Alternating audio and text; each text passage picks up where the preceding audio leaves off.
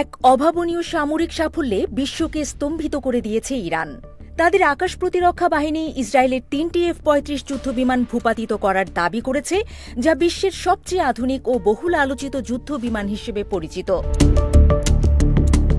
ইরানের সামরিক বাহিনীর পাবলিক রিলেশনস অফিস এক বিবৃতিতে এই দাবি করে জানিয়েছে, পশ্চিম ইরানের আকাশসীমায় ইসরায়েলের একটি F-35 যুদ্ধবিমান গুলি করে নামানো হয়েছে।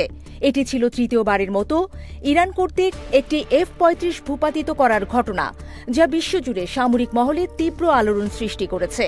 এর মাধ্যমে ইরান বিশ্বের প্রথম দেশ হিসেবে মার্কিন নির্মিত পঞ্চম প্রজন্মের এই অদৃশ্য যুদ্ধবিমান সফলভাবে গুলি করে ভূপাতিত করার দাবি করে এক নজিরবিহীন সামরিক সক্ষমতার দৃষ্টান্ত স্থাপন করল।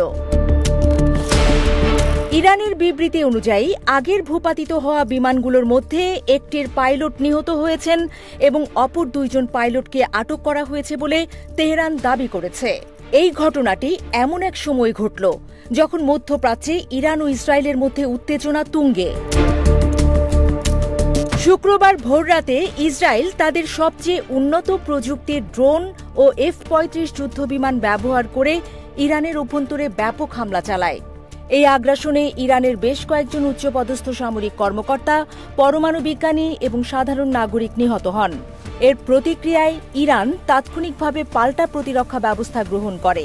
প্রথম দিকে শুক্রবারই ইরান দাবি করেছিল যে তারা একই ধরনের দুটি F-35 যুদ্ধবিমান গুলি করে ধ্বংস করেছে।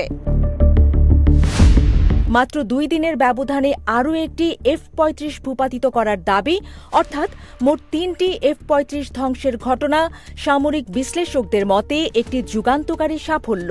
এই ঘটনা মধ্যপ্রাচ্যের সামরিক ভারসাম্যকে নতুন করে সংজ্ঞায়িত করতে পারে বলে মনে করা হচ্ছে।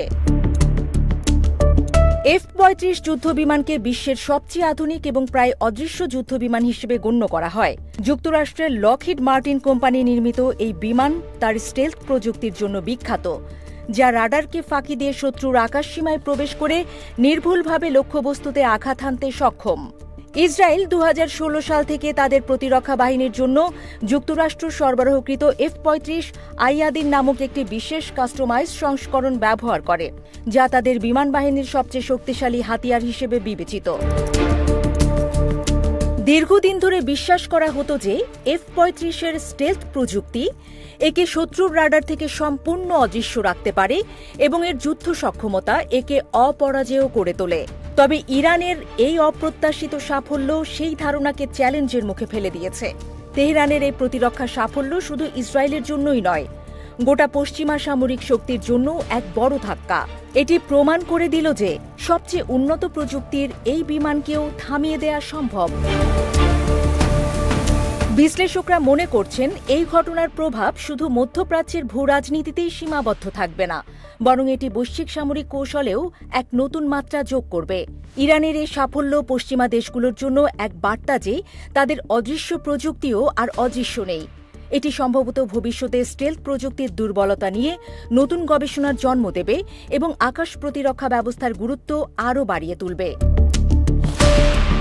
এদিকে ইসরায়েল এখনও আনুষ্ঠানিকভাবে এই যুদ্ধবিমান হারানোর কথা স্বীকার করেনি, তবে বিভিন্ন আন্তর্জাতিক সংবাদ সংস্থার তথ্যে ইঙ্গিত মিলছে ইসরায়েলের সামরিক কমান্ড একাধিক বিমান হারানোর ঘটনায় বড় ধরনের নিরাপত্তা এবং কৌশলগত পুনর্মূল্যায়নে যাচ্ছে। এই ঘটনা নিশ্চিতভাবে ইসরায়েলের সামরিক আত্মবিশ্বাসে আঘাত হানবে এবং তাদের আকাশ প্রতিরক্ষা কৌশল নিয়ে নতুন করে ভাবতে বাধ্য করবে। বিশ্ববাসী এখন উদ্বিগ্ন হয়ে তাকিয়ে রয়েছে এই উত্তপ্ত পরিস্থিতি আরও বড় সংঘাতের রূপ নেয় কিনা। তবে এখনই স্পষ্ট, ইরান শুধু একটি যুদ্ধবিমানই গুলি করেনি, বরং একটি কঠোর বার্তা দিয়েছে। আগ্রাসনের জবাব তারা কঠিনভাবেই দেবে।